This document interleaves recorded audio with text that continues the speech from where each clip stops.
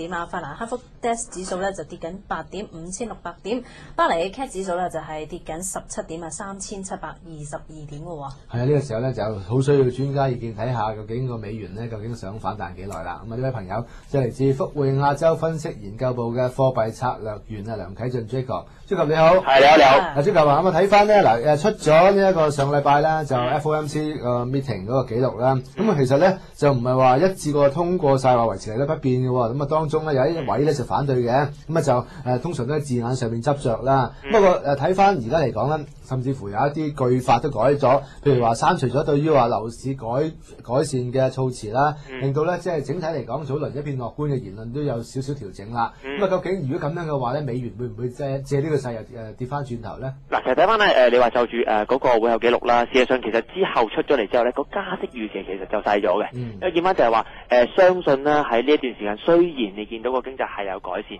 但係咪即係大家真係想象得咁好咧？咁相信未必嘅。咁變咗其實但係普遍認為咧，其實加息預期有好多個唔同嘅諗法，有啲可能認為真係6月就會開始加啦，甚至乎有啲覺得9月打後都未必有機會嘅。咁攞翻個中位數咧，大概都係9月打後先會有機會做第一次嘅加息。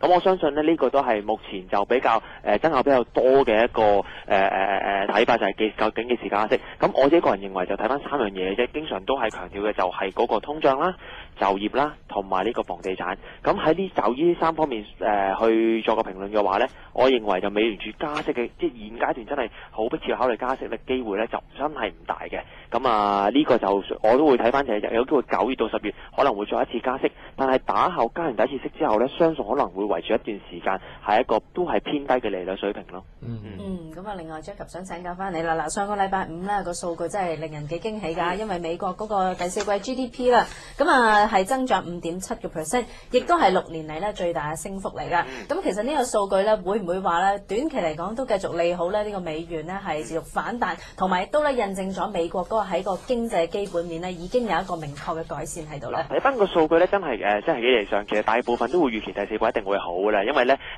可以咁講，一定有個基數效應存在。因為我哋計算翻咧，其實就喺08年嘅第4季咧，真係唔係太過好啊。咁變咗計算翻出嚟咧，嗰個基數效應的確係存在。咁呢個咧又有個針對就係話，究竟未來去到10年嘅第一季，甚至乎第二季，當嗰個基數效應真係冇咗嘅時候，係咪能夠持續咧？咁當然啦，其實數據出咗嚟之後，其實都有啲美聯儲嘅央行嘅官員嘅言論都出咗嚟，可能真係會加息，咁令到就令到美元呢段嘅匯價咧就真係有個支持喺度。但係其實要留意啊，即係講一個持續嘅轉勢嘅話，其實有幾方面啦。啱啱提過，可能係個通脹啊、就業啊，或者係房地產。其實咧，我哋可以幾能夠比較翻，就係話美元呢段走勢咧，有少少似翻係就係99年到01年咧日元方面嘅走勢嘅。因為當時咧，其實日本央行都係零息嘅政策附近啦，見到喺佢未炒加息之前咧，日元嘅匯價都係有支持嘅。反而喺00年9月嘅時候咧，當日本真係喺有個接近0嘅利率嘅時候開始加息嘅時候咧，跟住嗰個匯價係可以話一個大跌嘅。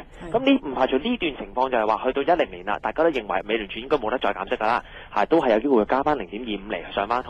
可能喺呢段時間呢，一個加息嘅消息真係出咗嚟嘅時候呢，美元可能就喺嗰度開始轉彎。所以就算你話就住加息，美元係咪真係能夠轉勢呢？亦都唔一定嘅。所以呢個大家要留意翻。咁啊，再睇睇歐元啊 Jacob。嗱，如果係嘅話呢，上個禮拜5呢，頭先阿陳平講咗 GDP 數據好啦，咁啊令到美元做強。但係呢，另一方面呢，歐元呢就持續偏軟，甚至乎呢就跌過去舊年7月嘅低位添。嗱，睇翻呢，歐元個勢呢已經係連跌咗4日㗎咯。咁啊，究竟而家即係呢啲關口位呢，一格一格咁跌呢？咁啊歐元嘅後市係咪都係比較睇淡啲㗎啦？都係會睇淡㗎啦。其實早喺嗰陣時大概即係歐元啦，喺1.4142增持緊嘅時候，都唔係太過話即係樂觀去持有。咁而家連啲最後啲技術位你都開始失守啦，包括就係55週線失守咗啦。下方其實個支持得翻一個嘅啫，咁就1.3750到60之間呢個位置。咁我見到呢排就喺上個禮拜啦，曾經喺1.4呢個關口都係叫做徘徊徘徊嘅。最終因為美國個 GDP 都真係太過理想，就穿咗1.39呢個水平。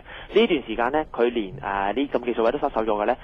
上個禮拜提過啦，如果真係唔能夠爬翻1.4嘅話呢，喺呢段時間分段可以沽出翻歐羅方面嘅相關嘅交叉盤，因為呢段時間呢，相信喺技術面嚟講或者基本層面嚟講呢，都係會比其他非美貨幣弱嘅。咁你話要對住美金有時會比較波動嘅時候呢，做翻交叉盤嘅策略呢，應該係一個唔錯嘅選擇。咁另外最及想請教埋你就係鎊方面啦。嗱，英倫銀行咧喺今個禮拜4咧就會有個即係議息嘅會議啦。咁其實你哋而家點樣預計咧？係咪都係普遍預期啦？都係維持息率不變㗎啦。咁但係譬如話個鎊方面短期你個走勢會點睇咧？嗱，其實咧可以話咁講啦，依家就美金嗰個強勢咧主導咗大部分㗎啦。咁已經嘅基本上英鎊可以話係對於其他盤嚟講就冇乜點喐過嘅，主要就係因為對住個美金美金偏強啦，就回翻落嚟。暫時見個支持咧喺英鎊嚟講應該係1.59呢個水平嘅，但係就相信議息方面都冇乜驚喜㗎啦。第一就係話息率不變啦有機會可能講翻個通脹嘅問題。咁但係呢樣嘢都大部分之前都提過啦，就有機會可能高過預期啊，甚至乎會提早收緊翻個貨幣政策。咁呢排咧英鎊就住都係比較唔明朗咁其實都可以純粹放一啲短線嘅策略啦，逢低就可能去到1.59呢啲位可以買入翻。咁但係要守穩個指示啦，就唔可以穿1.5850呢啲位置。咁如果你話上方嘅，其實個阻力都會幾明喺1.61樓下嘅。咁或者去到1.61樓下可以沽出翻，咁都係做翻上落市嘅策略啦。咁如果講開議息咧，澳洲央行咧今個禮拜都會議息啦。不過就看高佢加息嘅機會比較大一啲啦。咁究竟咧就嚟緊呢個澳洲央行加息嘅機會，以至話澳元嘅走勢點睇咧？嗱，其實澳洲加息咧，我就個人睇法即係一半嘅啫。咁有機會會加啦。咁其實之前提過就話加息短期抽升，然之後有機會回落翻嘅。唔加嘅話咧，咁要留意翻佢個聲明係點樣咧。咁調翻轉啦，可能會短期跌一跌，但係跟住就持平嘅。咁但係我睇翻就反而澳元呢排嘅走勢同翻股市嗰個相關性都頗高嘅。見到今日一段就曾經係咁不斷試88美仙嘅關口啦，但係見到啱睇過啦，就以港股為例啦，喺低位有承接嘅時候呢，其實澳元亦都係一樣嘅。所以其實如果就住澳元嘅話呢，真係可能要就睇翻個股市方面嗰個調整完結未。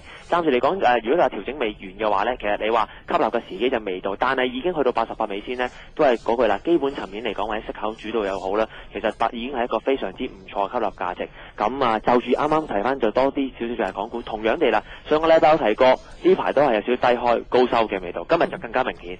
如果你話呢種情況持續多2-3日嘅話呢，匯市亦都係同樣相信已經趁低吸納嘅機會就開始嚟㗎啦。咁唔排除就調整快將完結，亦都有人認為呢啲或者趁低吸納機會嘅話呢，就衍生到咁嘅市況出嚟啦。咁最後想請問你就係個瑞郎啦。咁見到啦歐元啦近排都係持續弱勢啦，係咪瑞郎方面呢，短期策略仍然都係以沽為主呢？其實瑞郎呢就幾黐住個歐元㗎，見到呢排呢歐元弱得嚟呢，佢呢幾日呢1-2日呢仲弱過隻歐元添。咁變咗就有少少破位啊，對住美金嚟講技術層面嚟講呢，就穿咗大概1.05呢個關口。咁上面呢應該要起碼去到1.08呢先有第二個阻力嘅。咁如果就住即係瑞士央行嗰個對於瑞郎升值嗰個態度都係未有改變嘅話呢，其實呢段時間咁啱睇過啦，就歐羅都係偏弱嘅，而瑞郎相信都係啦。對住其他交叉盤呢，仍然都係個策略一樣，就係話沽翻瑞郎，要揸翻其他非美貨幣嘅交叉盤啦。